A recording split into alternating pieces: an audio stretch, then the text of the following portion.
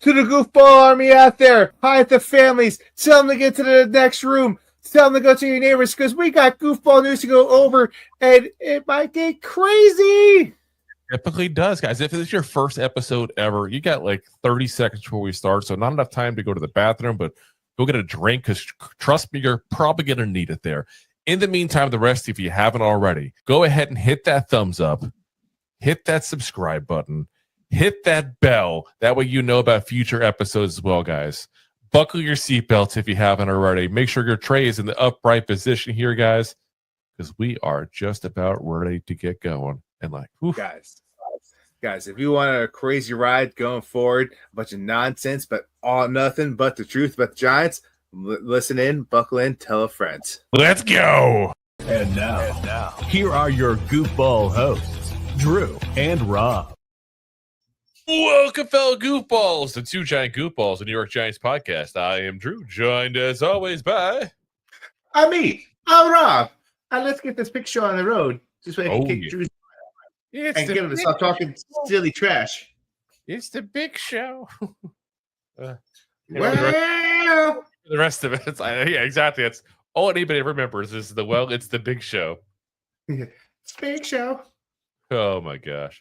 But yeah, guys, we're going to go over the injury report here leading up to the Giants-Chiefs game here Sunday night.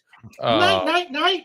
And, of course, as always, guys, it's Wednesday. So it's our time to go ahead and announce our picks so that way I can whoop Rob's butt again for a third week in a row. You need to understand what a whooping is. Because that's what I'm going to do to you this week. Jay says real men wear pink, but no, they don't. No, they don't.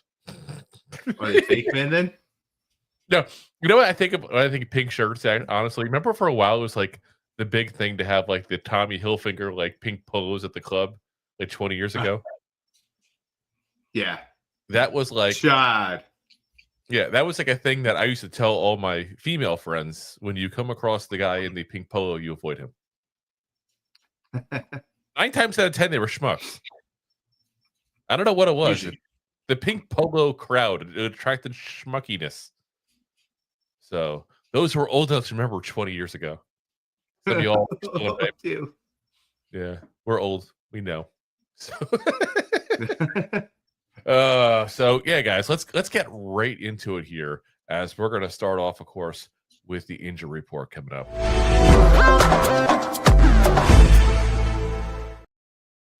All right, let's get into that injury report here because, guys, there's a lot of people hurt. It's week 3 now. There's been plenty of time for people to get injured. And trust me, they have taken full advantage of that time. So it's New York Giants. Yeah, well, it's the Chiefs, too, to be honest. It's both teams here, really. The scary thing is that the Chiefs list is actually a lot longer than the Giants. So on the Giants side, linebacker Demetrius Flannigan-Fowles, a guy you probably won't really know too well unless you follow special teams, because that's basically what it is, a special teamer. Calf injury, did not practice on Wednesday. Limited practice on Thursday, so we'll have to see where that goes. Obviously, that's a good trend, going from not practicing to at least doing some practicing. But, you know, not a guarantee when you're still limited on Thursday that you're going to be playing on Sunday, you know? Chauncey Golston, defensive lineman, the guy we got from Dallas, who really just hasn't done much here so far here, at least the first couple weeks, but he's injured, ankle injury. Did not practice Wednesday, Thursday, so that's usually not a good sign for being able to play on Sunday. Obviously, all these guys are mentioning here, there's still no official injury designation whatsoever, so we'll have to kind of play it by ear and see what happens here. Linebacker Darius Muasau, concussion/eye. So it's a weird thing to see. Concussion/eye. Did not practice Wednesday, Thursday. I have to imagine that it is an issue more with the concussion than the eye, because there are 2 teams that are really Pirates, the Raiders, and the Buccaneers, and they have no problem playing on Sundays. So I have to assume but no, honestly, guys, listen, the concussion protocol is concussion protocol. And it's not all that uncommon to see someone who gets a concussion, and an obvious concussion, be out for a week. So I wouldn't shock me at all if he's out. Now, keep in mind, for those following at home, Mike and McFadden, out for the foreseeable future. We'll say it that way. You got Chris Board on the IR now. Demetrius Flannigan-Fowles may not play. Darius Muasau may not play. Remember we talked about the linebacker being a big issue. Yeah. Yeah. Super big. I would not be shocked at all if we see a whole lot of Abdul Carter at linebacker, guys. It would make a lot of sense. Gunnar Olszewski, they call him a wide receiver, but he's really just a kick returner. Back injury, limited in practice the last 2 days. Jon Runyan, the guard, who doesn't really guard too much. Guard. Back injury, limited practice Wednesday, Thursday. John Michael Schmitz, center, toe injury, limited practice Wednesday, Thursday. Andrew Thomas, limited practice Wednesday, Thursday, and getting more of a workload when they say limited, more of a workload with that foot injury. So, listen, we'll go down that real quick here. Those the offensive guys we just talked about before we get to the next couple. Gunnar Olszewski, barring a setback, I wouldn't be shocked to see him play at all. But if he doesn't play, guys, we have plenty of people. Amir Smith-Marset comes to mind that can go ahead and play the same exact position that he does. Gibson, who we just picked up from the Jets last week, plays the same exact style that Gunnar Olszewski plays. So we have plenty of options. I'm not trying to say I don't hope the best for the kid, because I do, obviously. But let's be honest here. We have plenty of other options that'll fit in, slide right into that position, no problem, which is not very often we can say that about injuries. The 3 starters on the injury report here from offensive line, I honestly think you'll see all 3 play. And the biggest one, obviously, is going to be Andrew Thomas. Getting him back is massive. Massive. But, you just never know with guys. It's a foot injury. I mean, JMS the toe, Jon Runyan the back. Like, injuries, when they happen, they flare up when they flare up, guys. We have hammies are a big thing, or just it's not his hammies, but I'm saying in general, some injuries just linger on. You just okay, where are the hammies go? Having ham sandwiches? Those are the best, man. That's how you recover from the ham injuries. A ham sandwich. Replace the ham. Running back Tyrone Tracy Jr. calf injury. Was a limited practice Wednesday, Thursday. Again, I would expect to see him play. Roy Robertson-Harris, defensive lineman, is a full participant both with 2 days as well. Has a knee injury. Again, full participant, so I don't expect any issues, barring any setbacks. Also, Cam Skattebo. Ankle injury, full participant the last couple of days. So the real one to really keep an eye out on this whole thing is, to me, Darius Muasau. He's the real one to keep an eye on, guys, as game day gets a little closer to see how he is. Because not that Muasau is that amazing. Muasau is not amazing, but we have to go ahead and, make sure that we have a chance to have at least some sense of a linebacker group here, guys. Bobby Okereke is good, but he can't do it all himself. You saw last week even Brian Burns playing some at actual off-ball linebacker just to give them a chance to get a little bit of a, better help out there, while also, let's be honest, it also helps get all 3 guys in the field at the same point between him, Carter, and Kayvon too. But yeah, it's going to be an interesting group to watch in this game, that's for sure. And keep in mind what off-ball linebackers typically do: cover tight ends. Yeah. Travis Kelce's in town. Like, he may be 35. He's still a whole lot better than a lot of the guys out there. That's the biggest concern I have right now, is that linebacker group. As far as injury-wise, we have all the other concerns we've had with the team for the last couple of weeks right now, too, on top of that. But this week, we're concerned about the linebacker group and the injuries. Let's talk about the Chiefs' injuries here. Michael Danna, the defensive end, quad injury, did not practice Wednesday, Thursday. He's listed as questionable, which, again, hasn't practiced in 2 days. That's not usually a very good sign. Only played in 2 games so far, obviously, this year, but he's got 2 tackles for loss in those 2 games. 13 games last year, 41 tackles, 3.5 sacks, and 5 tackles for loss. So not an amazing player, but not a bum either. Cornerback Kristian Fulton, ankle injury, did not practice Wednesday, Thursday.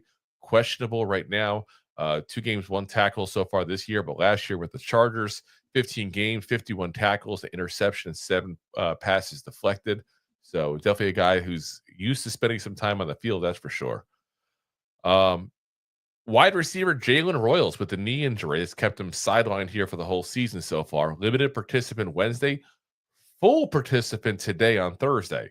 So that's a good sign for Chiefs fans that they may finally see the debut of Jalen Royals, who is, listen, day 3 pick, guys. I don't think you expect crazy things. I think it's just a matter of the Chiefs are so desperate for any healthy receivers at this point.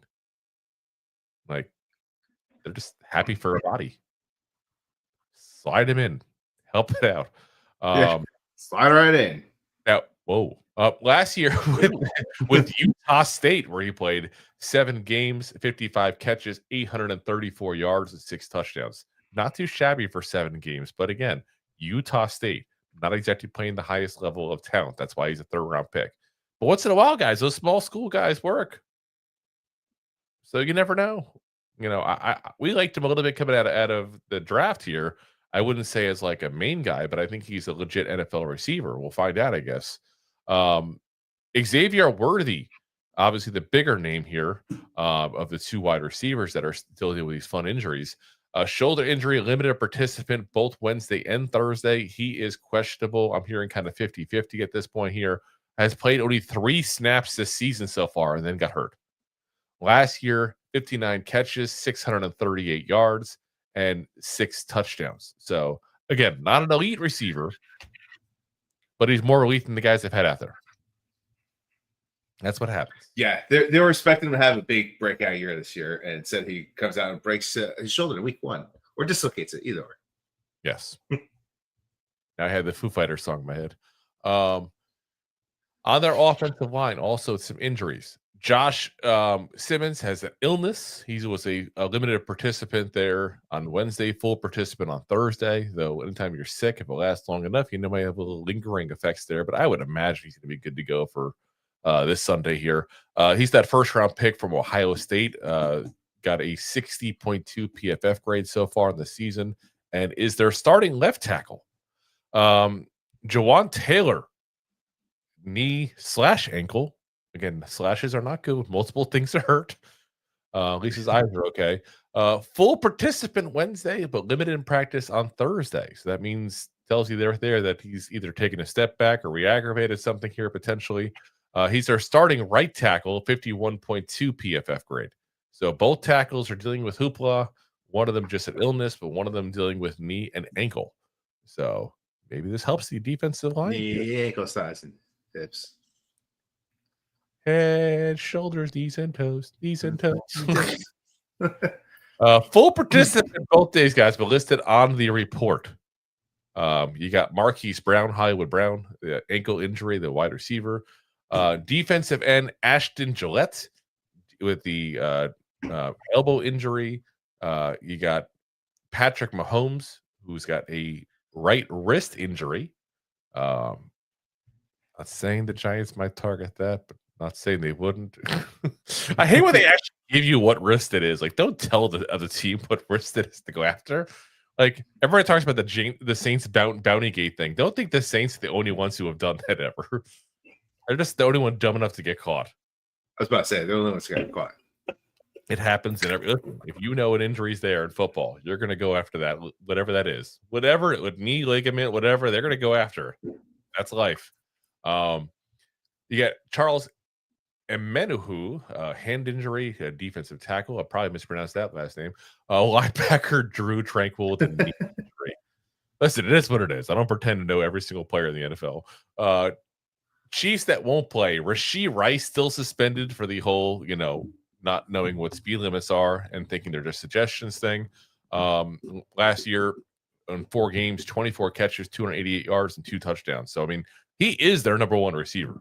Let's be honest. 288 yards in 4 games. That tells you you're on pace for over 1,000 yards receiving. Like, he's a good player. Not a good driver, apparently, but a good player. Well, he wants to be fast on the field and off the field. Yes. Fast and no longer furious. Guard Ethan Driskell played just 2 games last year, so no biggie there. Here's another fun one to say. Do you want to go this one, Rob? Oh, not at all. Defensive end Felix Anudike-Uzomah. I'm probably the hell of that one. Last year, 17 games, 27 tackles, 2.5 sacks, 6 tackles for loss, and 7 QB hits. Definitely part of their rotation there. Another defensive end, Janarius Robinson, last year with the Raiders, 10 games, 5 tackles, a half a sack, and 2 QB hits. Linebacker Brandon George, UDFA from Pittsburgh. Corner Nazee Johnson, 16 games, 56 tackles, 3 passes deflected, and a sack. Another corner is out. Eric Scott Jr., 7th round pick back in 2024, is yet to play an NFL game. So obviously, it's not a very big loss there. Safety Dion Bush, who has been about a 10-year veteran, used to be a Bear back in the day. If the name rings a bell, besides childish reasons like Rob. 20 Bush. Yeah, last year in 24, 2 games, 3 tackles, and a fumble recovery. So again, there's a lot of guys out, but you really just got a couple. I'm just going to say Felix because it's easier. Felix and Rashee Rice are the big two of that list there that are out. So listen, Giants are healthier. That's the crazy part. Giants are actually healthier than a team for once. I was about to say, it's been a long time since we could say that. Yeah, but half our damn injuries in the one position. It's linebackers. It's insane. Chiefs, linebackers. The Chiefs, yes, they're 0-2, but they're still a good team. They're still the Chiefs. One of the best quarterbacks in the league right now, with one of the best head coaches and defensive coordinators. Got to give Spags his credit. Sorry, 100%. So I don't know. I don't think there's enough losses in this. Started, me to go, Giants have an advantage here. I still think the Chiefs got the advantage, but listen, who knows with these questionables and all that, who's going to play or not? We'll find out as time progresses there. So, all right, let's pay the bills real quick, and then we're going to get into our week 3 picks here, guys. Give you guys the rundown of all the games. Oh? You say oh? I said, oh, that's a go. Oh, I don't know. Thanks for watching. Like the show? Of course you do, or you would have turned it off by now and not be hearing me. There are plenty of ways to support the show.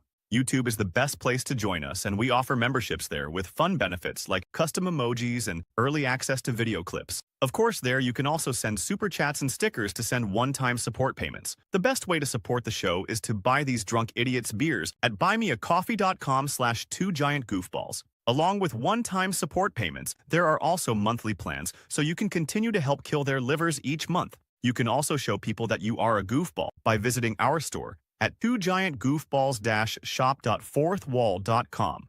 We got everything from shirts, hats, phone cases, funny candles, buttons, stickers, and even a 2 Giant Goofballs towel to dry off your goofballs. Of course, you can always support the show for free by simply hitting the like, subscribe, and share button wherever you are watching or listening to this. Hit the thumbs up on YouTube. Leave a 5-star review on Apple Podcasts. It helps the show tremendously, and quite frankly, the goofballs suck at marketing and need your help to get the word out. Thank you for being part of the Goofball Army and for taking the time out to support the show. All righty, guys. So real quick, I had a couple comments too. We got Brad saying, "Wind here, Giants." Or glance that came up actually. I don't think it's supposed to be the glance. I think that's an L instead of an I. I think it means win here, Giants. It says, "Can New York Giants please win at home?" Probably not. Let's be honest. Yeah, let's be real here. Yeah. Deb, hey kids. Hey Deb, how's it going? All righty, let's get into our picks here for the week 3, guys, because a lot of good games here. This is the fun part of the year. There's still all the teams playing. Gotta love it. Gotta love it. A lot of football to go through. It's fantastic. Yeah, a lot of football, guys.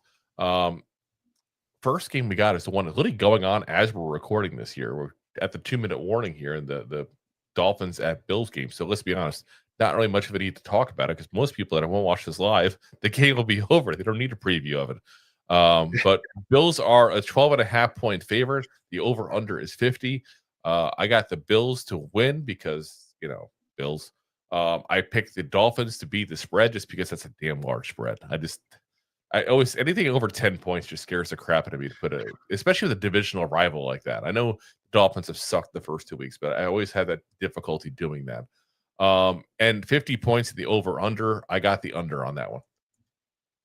Yeah, Drew, we'll get that trifecta together because I agree with you 100%. I want to go with the Bills in the spread with this one, but 12.5 is a little too rich this time of year for this divisional game. This is something that Miami typically plays close in, especially when they're playing in Miami in September, come from Buffalo. It's a little hot down there. And these teams statistically play each other closer in this time of year. So come December, if this was a spread, I probably would take the Bills. But that's not the case here. Yeah, like I said, if divisional matchup, you just never know what's going to happen, obviously. But you don't think that much of a spread, even when teams are playing bad. And so far, at like I said, 2 minutes to go in the half, it's Bills 14 and Dolphins 7. So you never know. That could still go either way. 1 o'clock games. Let's get into the games that haven't gone. Rob, take it away. Take it away here. All right, so 1 o'clock, you get the Falcons going into. Take it away, Sunday. All right, sorry. Falcons go to. All right, put your chili pepper away. Let's talk about some football. I can't tell if I'm a kingpin or a pauper. Falcons are going into Carolina playing the Panthers. Falcons favored by 5.5 points. Cover band. Oh, so seriously, yeah, somebody I knew down here. We're going to start a Red Hot Chili Pepper cover band. We're going to call it the Lukewarm Bell Peppers. That's about right. Yeah, I mean, that's the perfect name for a cover band. It's like saying you're not quite as good, but what the hell? You enjoy kind of lukewarm. You're not terrible. Yeah, with the lukewarm bell peppers, not the Red Hot Chili Peppers. You got the crappy ghost peppers. Anyway, going back to it, you got the Falcons going into Carolina playing the Panthers. Falcons are favored by 5.5 points on the road, and the over-under's at 43.5 points. This one's simple. Bryce Young has looked like dog doo-doo. He's been quite bad. The Falcons have looked pretty good with Penix back there. Yes, last week they didn't put up as good showing, as many yards, but also a lot tougher game. They're coming over to play the Panthers, who have not looked good all year. So I'm taking them to win, taking them to cover, and it's the lack of trust in the Panthers offense with a lot of trust in that Falcons defense. And that being said, because of that, with the over-under, I'm taking the under because I don't think the Panthers are going to be able to put up many points, and the Falcons don't like to showboat too much, and I don't think they're going to put enough points to cover that spread.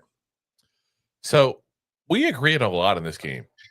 Let me just say this. Our picks are the same. Falcons to win, cover the spread, but under on the points. I do have to stand up for one thing that you said, and that's Bryce Young. Bryce Young had a horrendous week 1. Do not get me wrong. Week 2, though, 328 yards, 3 touchdowns, and 1 interception. That's not a bad game. But I gotta stand up for him in that regard. Well, mostly because, let's be honest, he can stand up for himself, and you wouldn't even notice he's so short. But I mean, he's so in your height statue. Like I said, overall, you look at his stats overall, it's not so great because he's had only 154 yards, 1 touchdown, 2 picks in that first week. But it's too early to say he's having a bad season off of 1 bad game. It's just they get a little skewed because of that. I'm still rooting to think it. I don't think he's going to be great personally, but I'm still rooting for him. It's a good story. You know, he has a bad rookie year, gets benched with a new coach, works his tail off, and comes back and plays better last year. You got to hope that kind of story continues. So I got to stick up for the kid a little. But the Falcons, I just feel like, are a better team right now. And that defense played like lights out last week at that point. Got a lot of rookies that are, taking a step forward and contributing already in week 2. So I got to imagine that's going to continue week 3. So Falcons under. Julio. Been spending most of my life living in gangster's paradise. The NFL paradise. So we got the situation, the Falcons and Browns. Most people don't rap about the Green Bay Packers. It's like the most unrappable football team out there in the NFL, probably. But let's be honest. If you're going to pick team least likely to have a rap about them, Green Bay Packers. Yes. Yeah. Yes. Like T mostly could have a country song about them. Green Bay Packers. Minnesota Vikings. Nope. That's a yodel song. Anyway, Packers at the Browns there. And listen, Packers are giving up 7.5 points in this. And to me, I get it. The Browns are the home team. So you probably think, okay, you don't want to go too crazy in the spread because the Browns are the home team. Listen, the Browns looked horrendous last week against the Ravens. And specifically, Joe Flacco looked horrendous. I don't know what the hell the Browns are doing except to tell people that they're probably tanking at this point to get a quarterback. They got the extra first round pick for the Jaguars next year. And let's be honest, the Jaguars always have a nice, fun, very low first round pick there every year. So they're going to probably get whatever quarterback they want. But to me, what they should be doing is playing either Shedeur Sanders or Dylan Gabriel. I don't even care which one. That's whichever one they want. But you drafted these guys. Play them. Play them. No, I didn't say playoffs. I didn't say playoffs. I said play them. Playoffs? Don't talk about playoffs. You kidding me? Playoffs. I just hope we can win a game. Anyway, I mean, the Packers are point blank been on fire the first couple weeks. Looked like one of the best teams in the NFL. So you got to think they're going to win, obviously, against the Browns. 7.5 points. Well, it's a good spread there at that point there. I do still think the Packers take it. I also got the over on the points. I just feel like this is going to be an absolute decimation. Yeah, and I hate to say it, but that's 3 in a row that we agreed 3 in a row on. Is that the ultimate hat trick in football that we've done thus far? I don't think we've ever had 3 in a row. I don't think so. This is now our fourth week now that we're doing fourth year. Playoffs? Don't talk about playoffs. Playoffs. You said it. I got to hit the button. You say playoffs. In a game. Browns have looked inept on offense. Not just over Flacco, but this around. The defense has not looked good. Meanwhile, Jordan Love, he seems to actually come into place and actually play some quarterback football. And Kraft over there at tight end has played great for Green Bay. Does he make macaroni and cheese? Yes. I thought so. The blue box. I hope so. Listen, he's playing in Green Bay, home of the Cheeseheads. I didn't think about that. You're in Green Bay. You better some really good mac and cheese. But that offensive line has looked really good this year. You also got Josh Jacobs in the backfield has been playing pretty well. And, they had a great pickup acquisition, if you will, this offseason on their defense, which their defense was already pretty good, but it's been one of the better defenses in the league this year, making them probably thus far the best team in the NFC. Maybe the NFL. And, they're going to dominate, and I hate to say it. I said it twice this week, and I'm probably going to stop saying it after this because, I'm taking Packers. Packers win, Packers to cover, and I'm taking the under because I don't have any faith in the Browns to put up some points on this game. Anyway, let's talk about another exciting football game. You got the Texans going into Jacksonville. Oh, yeah. How is this not a Monday night game? Seriously. Like division rivals. Ooh, the Jaguars. I'm sure that'll be for you. The Jags are favored by 2 points in this game, though. And the over-under set 44.5 points. Oh my gosh. Both teams have looked, it's condescending coming from a Giants fan, but they both look mediocre. It's okay. We have the past. We can say it. Yeah. Texans have looked pretty good. Like they're coming back together. Like C.J. Stroud had a little bit of sophomore year last year and come back this year, like playing a little better, but he's dealing with a soft offensive line. Yes, he is. Things seem to be like kind of working in his favor, but like it's still slow playing thus far. Like I think down the road they're going to be a little bit better. When you come to the Jaguars, they've also looking mediocre, like Trevor Lawrence. Per plus Daniel Jones. Per plus Giants of Daniel Jones, I should say. Yes. Giants Daniel Jones. Yeah, this is a hard game. But I took the Texans because I think that the best side of football is going to come from the Texans defense in this game. So I'm taking the win, and obviously since 2 points is nothing, I'm taking them to cover that. But I'm going to take them in the over because I do think some points are going to be put up, and I think it's because the Jaguars' defense is a little bit of a suspect right there. Yes. So you're not wrong on the defense at all. The defense has been damn good so far for the Texans. Yeah, and the Jaguars have not had a good defense. No. So I think this is a little bit of a coming out game for Stroud. Yeah, I mean, I agree with you most of what you say. The one thing I just differ on is the over-under. I got the under in this game, and the most of the reason is just based on looking at the first 2 weeks. So Texans lost 14-9 to the Rams. Then they lost 20-19 to the Buccaneers. So both low-scoring games. Obviously, Rams and Bucs aren't bad defenses, so it's not a disrespect to the Texans per se. But until you prove to me you can put points on the board, I can't trust you. And that's where I'm at. But I think it's one of those teams that, not to the same degree as the Chiefs, but this is kind of a respectable 0-2. Like, you literally lost by one game to the Bucs that are one of the better NFC teams out there.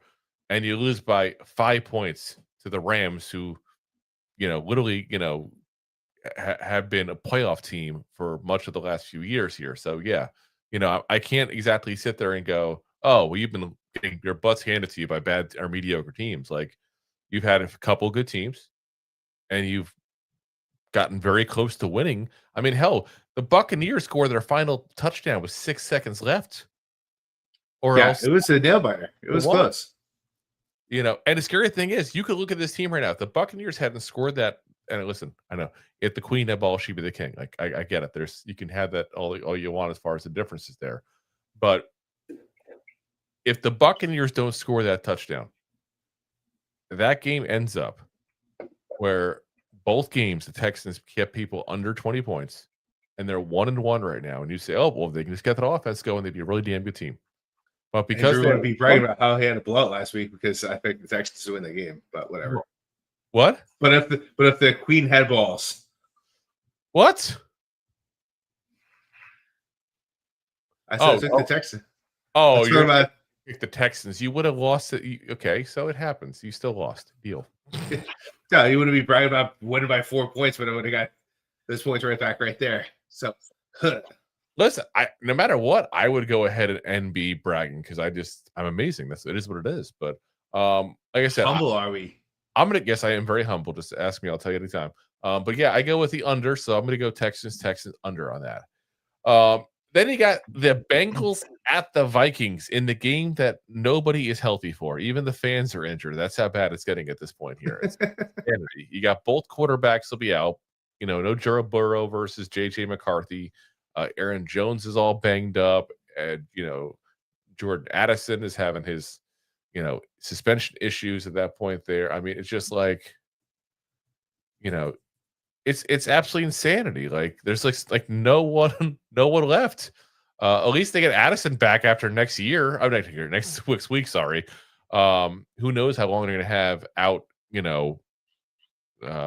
JJ McCarthy at this point here, but you get Carson Wentz coming in at quarterback from Minnesota, who literally is starting for his 6th NFL team, which is an NFL record, by the way, guys.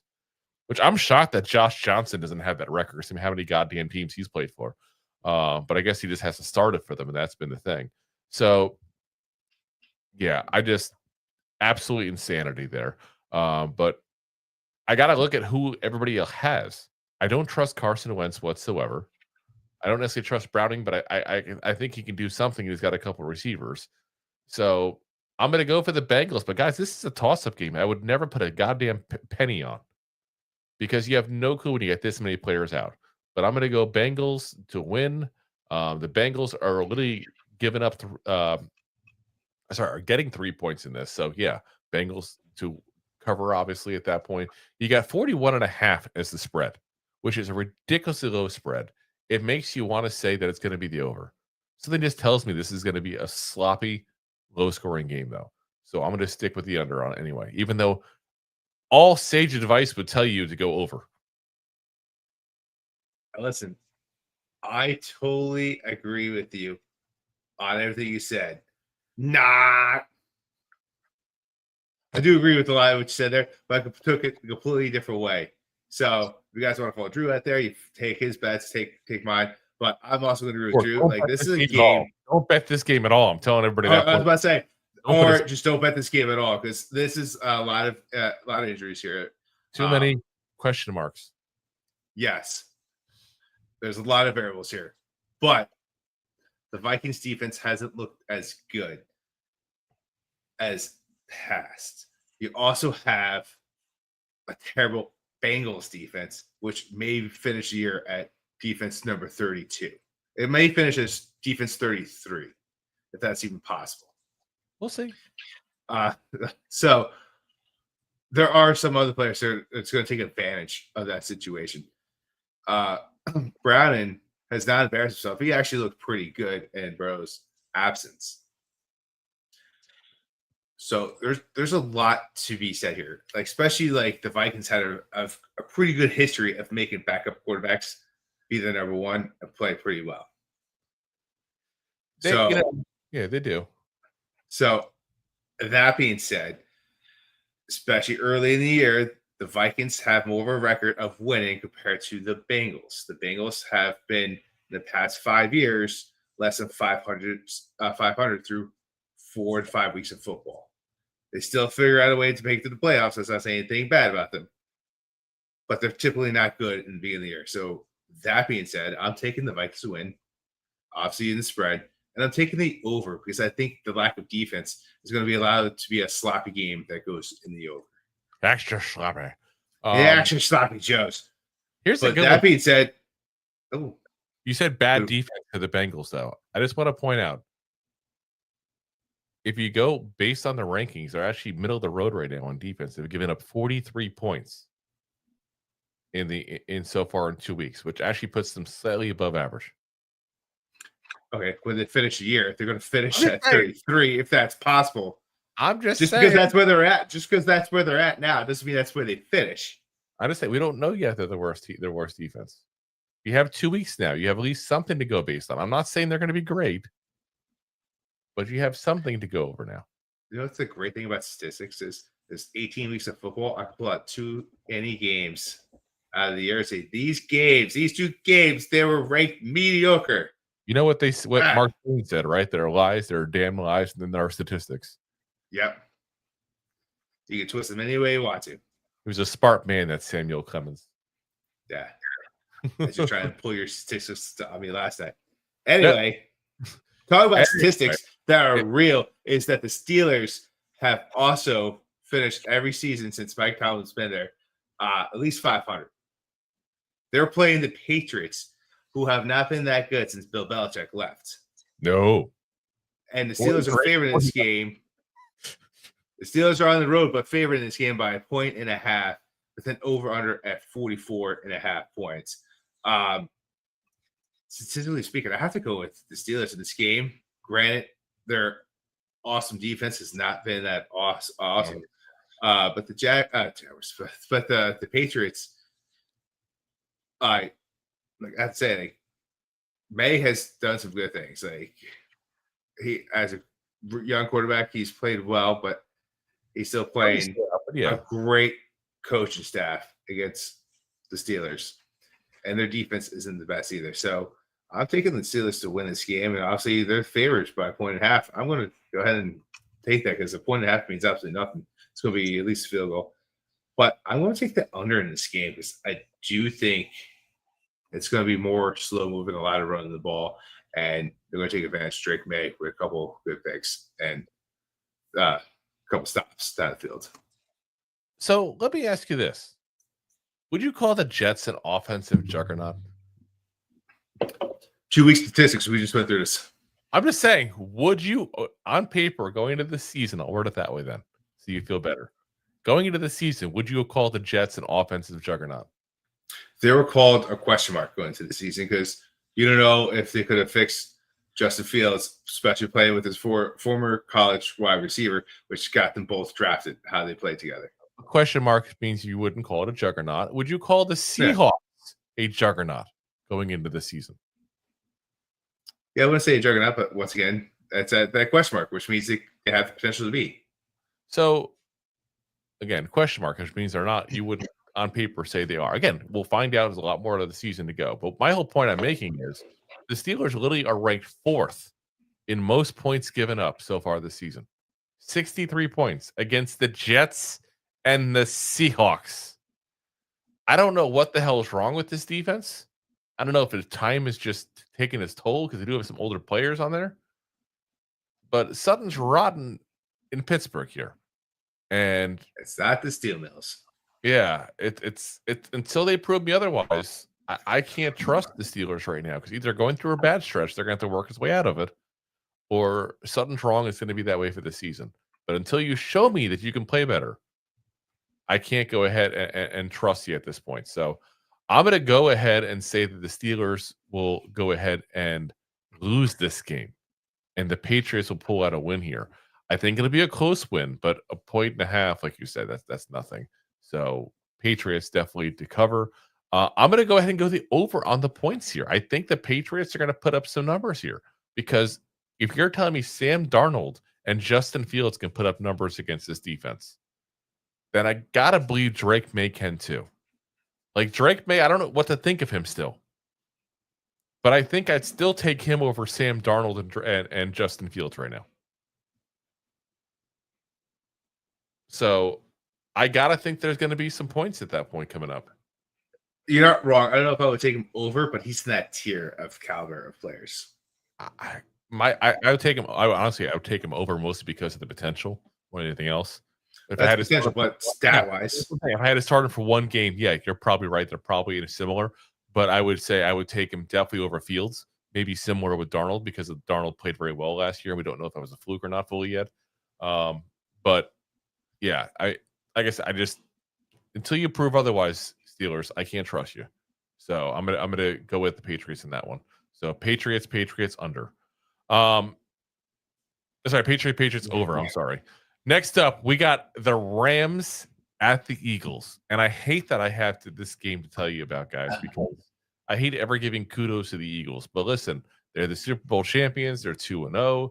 Need I say more? Until you prove otherwise that you're better than them, I'm going to keep on picking them because I'm betting with my wallet, not with my heart. I'm using the brain. I know it hurts, but that's what I'm using.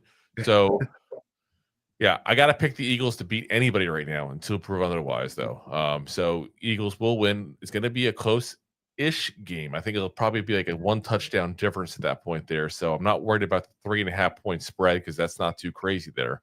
And I'm going to go the over on the points. And that's probably the least confident thing I am in this whole thing. It's kind of a toss-up for me. I wouldn't put money on the over-under this one here. But I'm going to, because again, no matter what, we put every single one in. We don't care for our sheets here. We're not putting actual money between me and Rob here. We're putting money on our own things on the side that we enjoy. So, yeah, Eagles over. Yeah. And once again, I don't want to give kudos to Philadelphia because it's the same thing. It's the same thing. Your returning Super Bowl champs. You guys started pretty soft last year. That's not the case this year. Like you have some good wins under your belt, and 2 years ago they started hard and then went soft and couldn't keep it up. So it happens. Yeah, but they looked good, and then you have the Rams who seem to be playing well as well. But to prove it otherwise, I'm taking the Eagles to win this game. I do think it's going to be one of those nail biter of the games. I do think it will be a fun game to watch, and I do think it's going to be won by a field goal. So I took the Rams in the spread of this game. Yeah, that's not a bad pick either. I was a little more of a toss-up on this one here, that's for sure. Yeah, maybe it's I just don't want to take the Eagles in the spread there. But I also took the over because the way both teams are putting up points, like, you got to figure it's going to be like a a good old just over there 24-27 kind of game.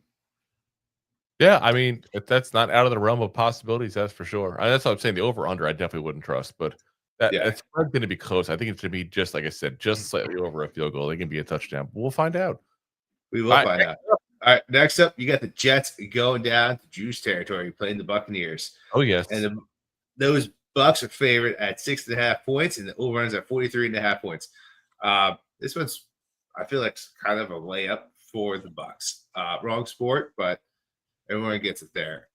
why does someone bring a basketball onto the football field? Who knows? Baker might get some dunks. I don't know. He might like the layups, a little alley-oops, because he might be getting that with Mike Evans out there. But Evans wearing Chuck Taylors. What's going on here? the Jets are banged up. Justin Fields, who we're talking about before, left the game last week, concussed, and is out for concussion protocol. They have some other injuries on that backfield over there. And without him, which is their starting dude, they got Tyrone Taylor. So we've seen how Tyrone Taylor plays for us in the past. So I do think he's going to put up some points, but he's a backup quarterback. He's not going to come out and beat out Baker. So I'm taking the Bucs to win this game. I'm taking them that spread because I just don't have faith in the Jets defense to play like they should. I had the faith in the Bucs to stop the Jets, but I do think they're going to play it in the over. I think that 43, is a little too low. I think the Bucs themselves will put up 27, 30 points on their own, which doesn't leave much for the Jets to put up. And I do think Tyrod's good for at least 2 touchdowns. So the Jets aren't the only ones banged up, though, because the Buccaneers literally just lost 3 players for season basically this last week here. So then we're talking starting offensive linemen, starting defensive linemen. I mean, like legit players that are losing. Cody Mock, who's the guard they drafted a couple of years ago. I think it was Colorado State, I want to say. That's the kid who played every single position. We liked him coming out of college, and he's been pretty decent for them. Yeah, you remember him. Kalijah Cansey, the kid that they call Baby Aaron Donald. He also out for the year now with a torn pectoral muscle. So they've got some injuries as well. The big thing is, though, the injury you specifically talked about there on the Jets side of quarterback. They're without their starting quarterback. Tyrod Taylor is going to come in. Listen, we all know Tyrod Taylor. He's not a bad backup, but we haven't seen him in a little while. We don't know fully what he's got left in the tank at this point here. We don't know how he's going to look with this Jets offense specifically. So because of that, I'm going to pick the team that's literally won the NFC South, it seems like, for the last 20 years, which sounds weird, in the Bucs. You don't think of the Bucs as a team that wins, but if you look at their history in the last few years, they win a Super Bowl. They've been perennial winners now in their division. This team's rolling, and I feel like this team's winning close games against the Falcons, against the Texans. This is a team that I think is going to do something this year. There's no more surprising people like they've done the last couple of years. This is a team that's on pace to legitimately make some noise in the NFC this year, I think. Buccaneers win. I think they'll win. I think they'll cover the touchdown, but it's not going to be that much higher. The Bucs do play a little close for some reason. Kind of like the Giants in that way, but they win instead of lose. Listen, it is what it is. But as good as that offense is, and as efficient as that offense has been, they haven't necessarily been offensive juggernauts this year necessarily. I feel like it's going to be the under. I think it's going to be a little more of a close game than people expect in this one here. So I got Bucs under. So nice. Next up, we got the Colts at the Titans here. Remember the Titans, and now forget the Titans because they suck. Listen, Daniel Jones, point blank, is on a freaking roll right now. And I don't know if it's a Kaiser roll or what kind of roll it is here exactly, like a hard roll with a little pork roll, egg, and cheese on it. But he's on a roll, and we said, hey, wait till he plays Denver. Well, he played Denver. He played pretty decent at Denver. Now, do I still think this is legit? No, I think he's just going through a good stretch, if I'm being honest. And it's not me being negative as a Giant fan, not being bitter as a Giant fan. I wish this kid nothing but utter success. I root for this kid like you would not believe. Probably more than any other non-Giant. Because I feel like there's a lot of issues when he was here at that point that are beyond his control. And he's a nice guy. So I'm going to root for them still. That being said, the Colts are absolutely horrendous looking.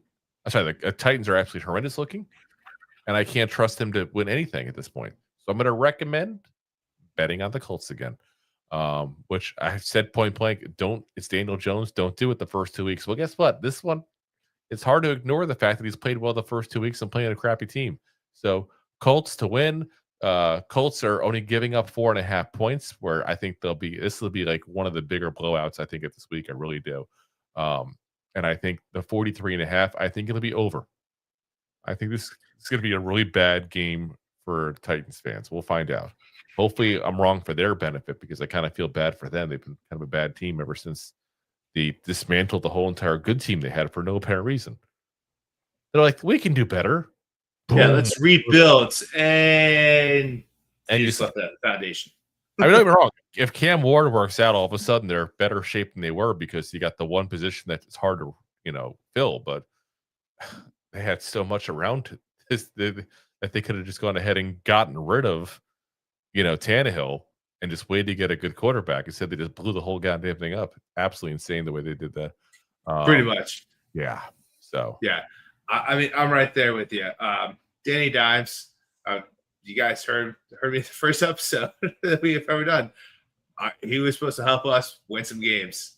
Yeah. A lot of confidence in him. He's definitely got the tools. He just hammer, screwdriver. He got hammered. He got hammered with damn sure. Yeah, with the play and getting sacked.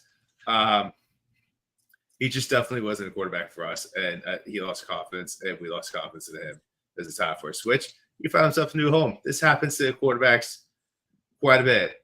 It's the new thing. It really is a new thing. I feel like that quarterbacks like Geno Smith went to Seattle and got good again. Sam Darnold goes to Minnesota. He starts playing good. It's like the thing. Yeah, but they were backups elsewhere. I mean, I think more of like Baker. Even though Baker had to go to Carolina first. Yep, Baker, good example. Yeah, let's say it's the niche thing. Yeah, so Daniel's turn. And listen, the Colts defense it's high meter accuracy, if you will. So I do take it like they have a better defense than the Colts. They have a way better offense than the Colts. And they have a trusted quarterback that's been in the league quite a few years compared to Ward's 3. How sad is it? Daniel Jones is gone like less than a year later. Like, he's a trusted quarterback. In a game like this, like, listen, if we had still had DJ and we were playing Titans, I would say he's a trusted quarterback in this game. So, where the Titans are pretty much the jobbers right now. Absolutely insanity. Absolutely insanity. So I agree with you at 100% there. I'm taking the Colts to win, the Colts to cover, and I'm taking the over in this game because it's just, how do you justify anything else? It's hard to. Danny Dimes is just going to throw up 3 pieces on him. Yeah, it really is. So real quick, we got a couple comments here. G's been watching Thursday Night Football. Would never have thought it'd be tied after the half. Yeah, guys, they're like just under 11 minutes in the third quarter left, and yeah, it's still tied 14-14. I told you guys. Is it? Is it? Is it changed? Oh, I'm watching. I got it up on Google right now. It's still. Oh, now okay. I have it on Prime. Well, Bills just Prime. I don't want the game up and distract me. I want to actually do the show. Call me crazy. Yeah. The TV's behind me. I'm just saying. But yeah, it is. But you have the game on. Bills just scored 20-14 now. So listen, again, 21-14. There's a field goal. I didn't see the extra point yet. It's still saying 20 on my end. Whatever. I have Prime. I pay that $13 a month. Tampa Bay Ray in the house. He says, if the Vikings would sign Bridgewater, the Bucks could bring Trask back. Why would the Bucks want Trask back? They let him go. Let it go. Let it go. No, there's a segment of Buccaneers fans that just love Kyle Trask. And you know, listen, 2nd round pick out of Florida, never got a chance in Tampa Bay, but never earned the chance. He could have just taken the job when Tom Brady retired. Could have, point blank. Ronnie's in the house too. She says, "Hey friends, how's it going?" Hey, Ronnie. Says we can win Sunday if the defense steps up. Listen, I would love to see that. I would love to see the defense step up. And listen, it's a lot of it's going to be, I'm telling you, point blank, containing Patrick Mahomes. I don't mean throwing. I mean containing him in his lane and stopping him throwing, forcing him to throw, which sounds weird because there's like no receivers healthy. But we'll find out about Worthy still if he comes in. I'm not going to be worried about a day 3 rookie coming in for his first game, but Worthy's the one guy to be like, okay, he's got some skill. He's got some skill, but I mean, he's got an urge to herbal. Even so, he's come back from that injury. Like, what's he going to do? Like, after every play, like he goes down, he's going to do a Mel Gibson on the sideline, put the back in place. We'll see. I don't expect to be 100%. No, and you don't have to be 100% as a receiver because, like you said, you can go in and out during obvious like first downs and stuff like that, and save them for the plays you need them for. Ronnie says Colts have a very serviceable offensive line. I'm assuming you mean the Colts, not the Colts. I don't know about the Colts. The Colt cuts. Don't drink the Kool-Aid. Stay away. Oh my gosh, we're gonna get canceled one day. Next up, go for it, Rob. All right, you got the Raiders going into DC playing those Commanders. Commanders are favored by 3.5 points with an over/under at an even 44 points. Yeah, this game, you can actually, I almost see it going any other way, but the DC is coming off bad loss where they should have been more in the game, but they played Green Bay, which is a pretty good game. They had a longer time to rest up. Also, never count out Sneaky Pete. Sneaky Pete. Love that guy. But I'm going to have to take DC in this game. I think it's a bounce back. You would go, is that a nickname for someone or the name of a porno? Just saying. Yeah. Sneaky Pete. It just sounds... You didn't know the context behind it. Like Sneaky Pete. Whoa, hello. But yeah, I'm going to take the Commanders in this game. I want to take them in the spread as well. And as much as I like the way the defense played for the Commanders, I do think it's going to go into that over. That 44 is kind of low for both these teams. I think the Commanders going to go up there near 30, and it's probably going to be like 20-ish for the Raiders.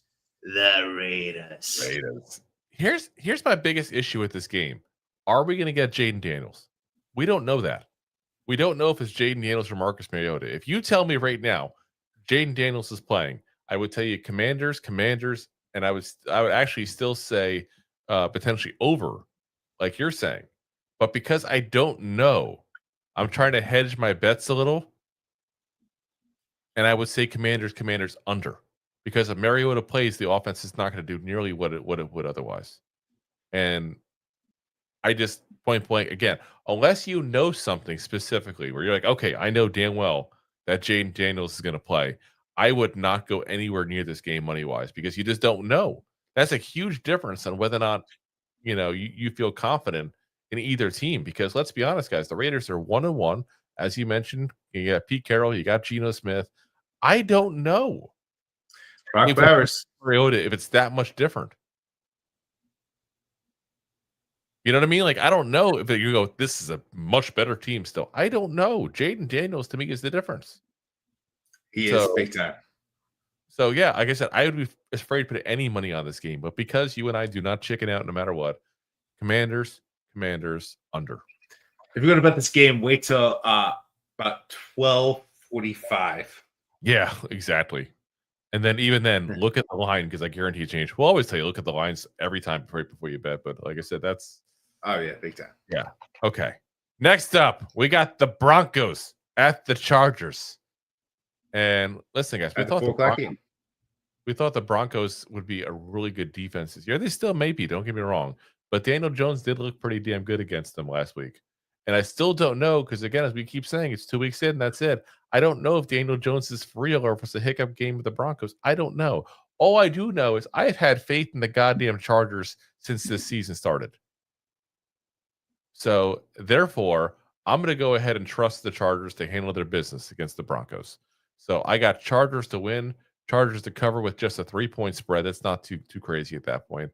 I got the under on the points as well because you got two good defensive minds in this whole thing. So, Chargers under. Yeah. this is going to be an interesting game, guys. Like, if anyone thinks it's going to be like a not a fun game, you're probably going to be silly. These two head coaches have seen each other in real time on two different teams multiple times. They even played peekaboo once. They played Manhunt a couple times. My God. Game Manhunt, that was awesome back in the day. But times I'm pretty sure the Niners, when they went to the Super Bowl, had to beat out the Saints. And that was Harbaugh beating out Sean Payton. Yes, So, they're both of them, their former stops.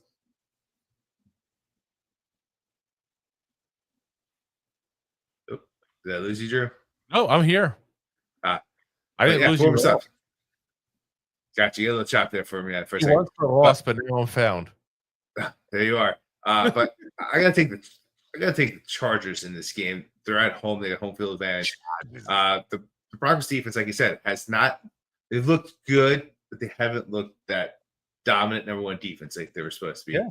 They look mediocre. But then again, it's also 2 weeks of the football, and then they get that into place towards the end of last year, or halfway through last year. That's when all the changes were made for them. With that 3 points over favorites with the Chargers, listen, Broncos still might be able to squeak in the spread. So this is another game that I probably wouldn't bet the spread on, because it might be that 1 point difference up to the end, because both these teams are probably going to run the ball and play slow, methodical football, which usually calls for tighter, closer scores. Yeah, I'm different on you on that. I'm actually very I took the Chargers. No, I'm not saying you didn't. I'm saying you're saying, kind of like it wouldn't shock me if I'm wrong in this one potentially. I'm actually very confident in the spread pick. Yeah, I don't think it's going to be a blowout, but I also took the under. So if you're saying it's going to be under 2, it's probably not going to be a blowout. No, I don't disagree with you on that. I think the Chargers are a better team. Hey, they are. Ronnie also asked a question. She says Hudson states he did not know what he's doing and swears he won't mess up. What do you think? I think I agree with him. He has no clue what he's doing. Yeah, that's where it stops. That's part of the problem. She says also he says he won't mess up. Do you trust him, or do you let Bo start? Well, hopefully Thomas is going to be starting. That's the assumption right now based on everything we're seeing and reading here.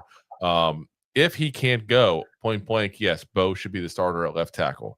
I'll even go as far as if he can go, Bo needs to be somewhere on this line point blank, and preferably right guard, and move GVR into center to be the new acronym at the middle of the line there, because JMS is I'm just done with him at this point. And, it's been too long. I'm done. The JMS experience and experiment is over for me. Yeah. All right. Take it away, Rob. All right. Up next, you got the Saints going into Seattle. How is this not a Monday night game?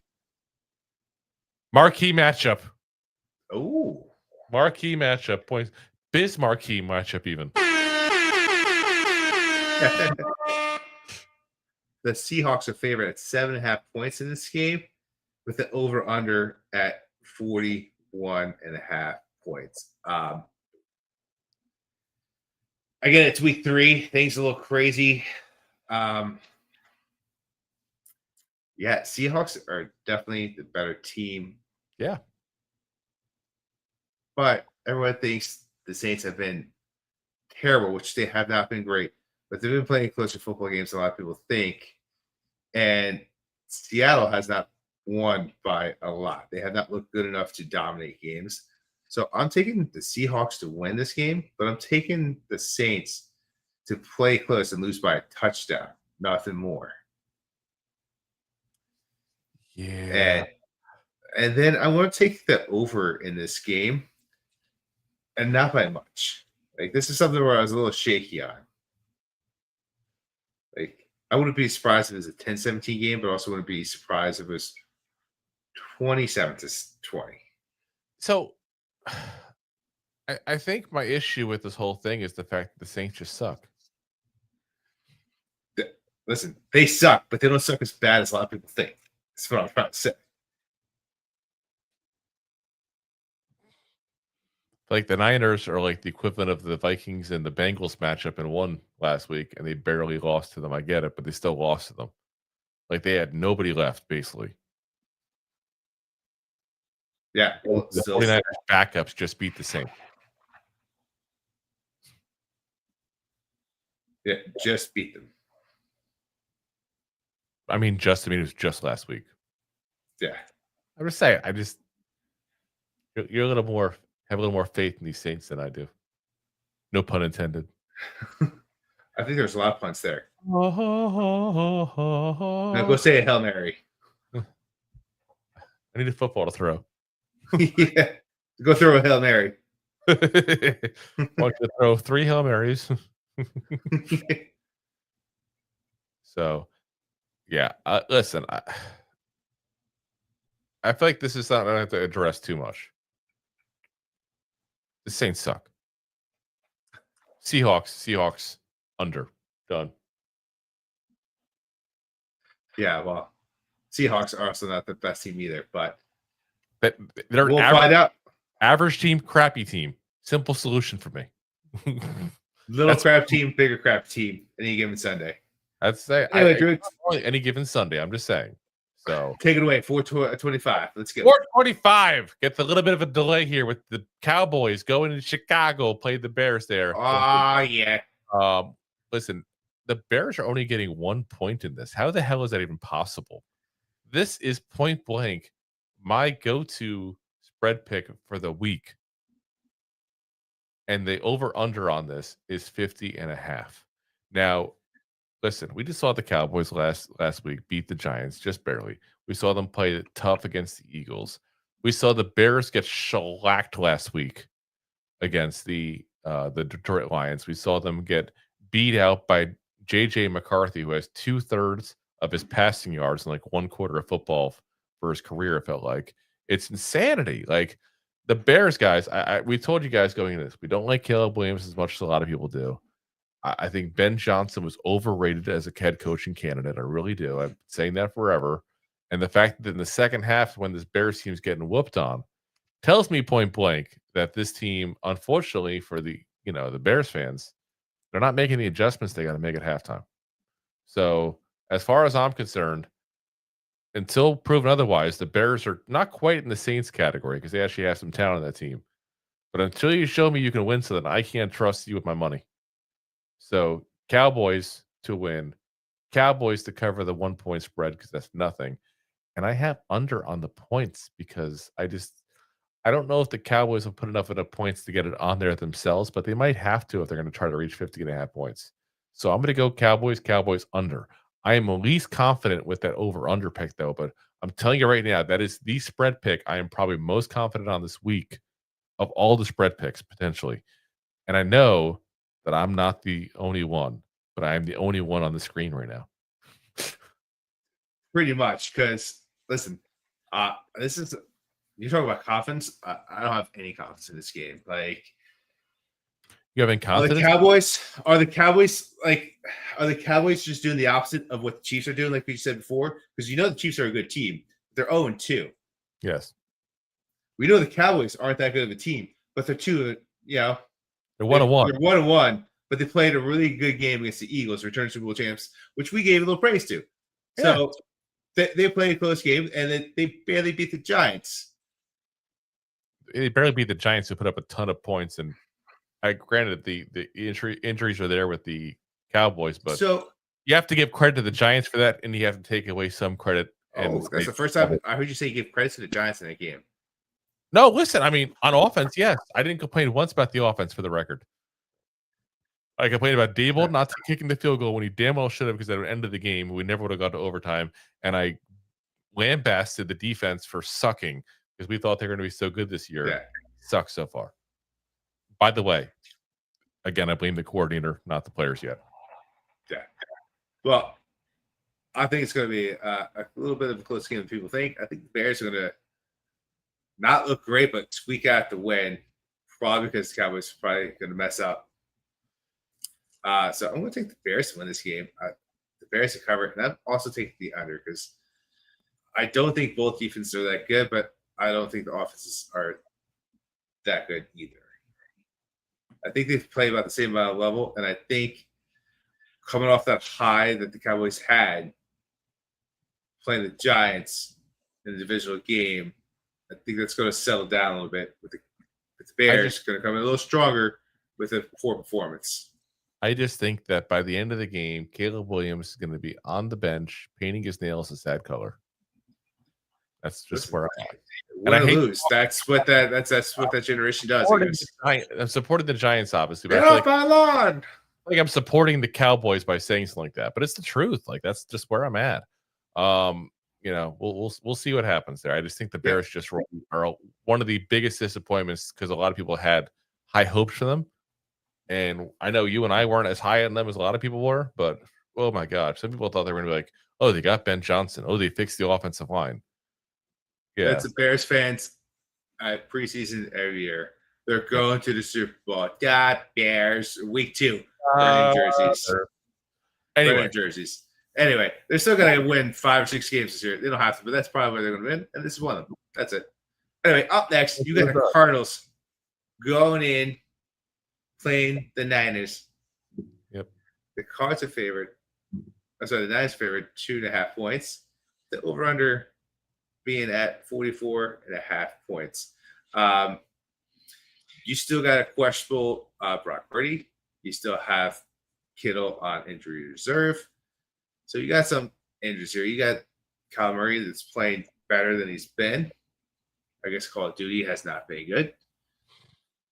And, you got the running back over there that's been playing pretty well. Not the best football, but playing a little better.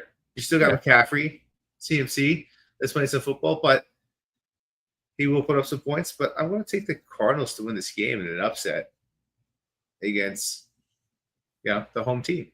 And I'm going to take them to cover that. You saying you're not going to root for the home team? Nope. Okay. And I'm going to take them to win in the under. I think it's going to be I think some people think it's going to be a shootout. I think the defense is going to show up in this game somehow, and they're going to squeak out the under. So I think the Arizona Cardinals, to me, are going to be the epitome this year of mediocre. I think that's what they're going to be. They're going to be that average team around that 8 and 9, 9 and 8 kind of thing going there. And I think this is going to be a game where people kind of get exposed to the Niners not being as good as some people think. Now, we don't know what's going to happen with all the injuries. Obviously, there's everybody, their mother is injured on the 49ers. So Rob left because I disagree with him even. But I feel like you can't count anything on these Niners. And this is the second year in a row. And for some reason, people still treat them like the old 49ers. They're not the old 49ers anymore, guys. They lost like half their roster in free agency on top of that. So, yeah, I'm going to go ahead and say point blank, the Cardinals will win this game. I'm with Rob on that one.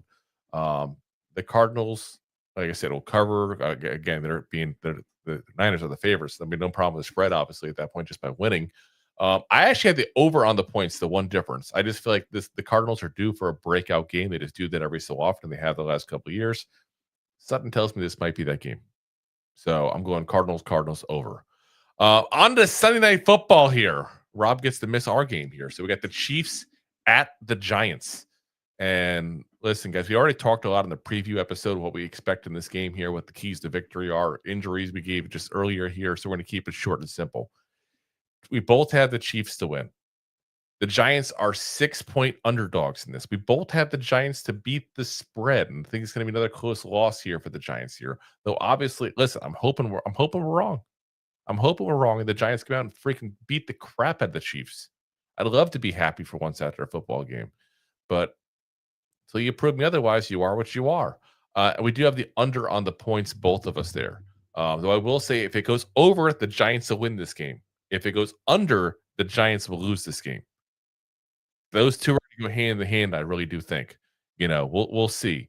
But yeah, Giants and under. I'm sorry, Chiefs, Giants, and under. Rob and I both have, as Rob pops back in here. Yeah. So last game, Rob, go for it. Monday night. You got the Lions going into Baltimore playing the Ravens. The Ravens are 4.5 favorites at home. With the over-under at a whopping 52.5 points, which is the highest over-under of the week. Yeah. So kudos to this game. Two high-powered offenses, but they're not taking into consideration the much better Ravens defense in this game. Yeah, and I think going to get we're giving so much credit to the Lions for what they did last week and forgetting the first week debacle they had. Which ones, which ones is it at that point? I don't know. Well, the Detroit Lions, please stand up. Listen, there's a lot of questions to be said. Like, was it the offensive defensive coordinators that made the Lions who they were, or was it, was week one just how good Green Bay is? Or was it just because they're playing two divisional games? Like, were they not ready for week one? They come to week two, geared in like they were at the end of last year. Well, I think part of the Lions, too, people don't also mention is they lost some of their offensive line this offseason as well. So, I mean, and that was kind of their staple, was a really, really strong offensive line that had been together forever. And they just don't have that now. So, we have to find out what this is. I don't think we know yet. They have to gel together because you got Jared Goff last year. That was one of the best because he had no pressure. Yep. But yeah, I want to go ahead and take the Ravens to win this game. They're at home. They've been pretty damn good at home, especially in games like this. I'm going to take them in the spread. Not saying it's not going to be a close game and not going to be a fun game, but I do think they're going to be able to pull out the spread. And that 52.5 points is a lot, but I also think this is going to be one of those games where it's going to go back and forth. The Ravens defense is a really good defense, but look what happened week one with the Ravens as well. They were winning that game, and the Bills came back, and it was a total of like 85,000 points. Yeah. So I'm going to go ahead and take the over in this game because I do think the Lions will come back and play some good football, but probably lose by a touchdown. Yeah, I mean, I think the big thing is going to be, again, what Detroit Lions team is. If it's last week's Detroit Lions, it's going to be an over. If it's the first week's, it's going to be an under. And we don't know. So I'm going different with you on the over-under. I'm going on the under. But again, that's the last thing I would bet in this entire game, to be very frank with you guys. But I'm pretty confident in the Ravens. I just think they're the better team right now. So Ravens, under. Yeah. Listen, I don't know if I would take the spread in this game. I do think it's going to be close. I'm not overly confident, but I'm not scared of it either, if that makes sense, Yeah. So, but we'll find out. 3.5, without a doubt, I would say take it, but that 4.5 just scares me just that teeny bit. I'm not scared. I'm good with it. Let's go. Let's go. Let's go. Speaking of going, guys, before we go, I forgot to recap last week. So last week, guys, Rob had 25 points overall. I had 32, so I ended up winning by 7 points there. As the straight up picks there, I had 13 of the 16 games. You had 11. I had 10 of the spread picks. You had 6. You beat me on the over-unders. You had 7. I had 6. And I had 3 trifectas here. So starting off the first 2 weeks of the season now, I'm extended my lead 61-50. And we'll find out how big my lead is at the end of next week. Or if it's still there. It'll still be there. I mean, neither one of us wins by 9 points or more usually. Usually they're somewhat close each week. Well, listen, we were talking a whole bunch of stuff last year, and then I put up a big old 12 points. 2 years ago. That was 2 years ago. Yes, it was 2 years ago. You're right. You're like the cowboy fan of football gambling here. 30 years ago. All right, guys. Emmett Smith rushed for 200 yards. That's gonna call it a night here, us here. We're gonna be back again for you guys here on, of course, Sunday game day here, as we'll be there with play-by-play coverage, also post-game coverage, of course, as well. So make sure to sleep in Sunday. It's gonna be a late night, guys, and hopefully it'll be a happier night than the last couple of nights has been. Also, for those of you watching live, I'm sure you're going to be off to the football game here soon. Bills are still up right now, 21-14. So still a much closer game than a lot of people thought. Except for Rob and I. Just saying, right now we're dead on that game. So We'll see you guys again there. Appreciate you guys. Hopefully, like I said, happier game day we'll have here than we've had the last 13 of the last 14 weeks. Or you can say 14 of the last 14 if you want to say it even, because we weren't happy when we beat the Colts even. Let's be honest. We're not happy about that win. But listen, we'll see how it works out. Jackson Dart may end up being better than Cam Ward. Who would you rather have, Jackson Dart and Abdul Carter or Cam Ward? Right now, I would say Jackson Dart and Abdul Carter. So, we'll see. So, all right. So, again, guys, we'll see you guys on Sunday. As always, we are live on YouTube, the preferred platform, along with Facebook, Twitch, Twitter/X, and, of course, Rob's favorite, LinkedIn profile. My LinkedIn profile. And, of course, as always, we're available the next day on all the audio podcast platforms, Apple, Spotify, iHeartRadio, Pandora, all the big ones. So, guys, if you haven't already, hit that like, hit that subscribe. Ring that bell. And about the show, ring the bell on YouTube. Again, YouTube is definitely the place to go watch the show. We may even do something specifically on YouTube soon. So if you're not on YouTube, you're going to potentially miss out. So again, guys, we appreciate you guys for watching, listening, following. Also, because I always feel bad for the people on audio. Like I feel like we don't include them enough, but it's because they're just not here on live with us here. But we do want to give a thank you to all the people that are on the audio platforms as well, because as we're trying to pull up the statistics right here, guys, we are literally on pace to, for the 4th month in a row, break audio download records, which is just absolutely insane, because prior to a couple weeks ago, we were in the preseason. We were in the off season. Like, we're in the times that are supposed to be the worst for, all numbers overall as a content creator, guys. But here we are. It is the 18th today, and yeah, like we're almost to breaking records already at this point. For the month. So we're gonna need 600 more downloads to break our record. So that's pretty damn good for just barely past half the season. So that's half the month. So appreciate you guys. Like I said, it's definitely want to show the love to the audio people. I feel like we don't mention you all enough, but we do appreciate you guys as well as we do the video people as well that follow us and watch live with us. So again, appreciate you guys for listening.